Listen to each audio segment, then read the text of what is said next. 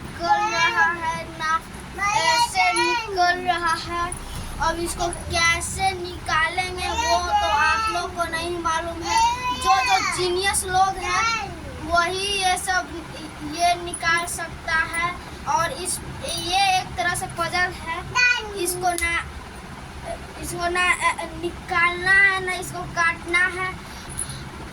तो अब इसको मैं निकाल के दिखाता हूँ। देखिए, जो हम लोग लेफ्ट से ये वाला रस्सी को इधर खींचेंगे और हम लोग राइट से नीचे वाला रस्सी को इधर खींच के, और जो हम लोग राइट में पकड़े हुए हैं वो वाला राइट हैंड में वो रस्सी को इसमें डाल देंगे। और फिर हम लोग को फिर जो ये नीचे वाला जो आप लोग को रस्सी दिख रहा है, हम लोग को उसको ऐसे पकड़ना है और फिर हम लोग को इसमें ऐसे डाल देंगे। और फिर अब देखिए ये जादू गाइस, और इसी के साथ निकल चुका है ये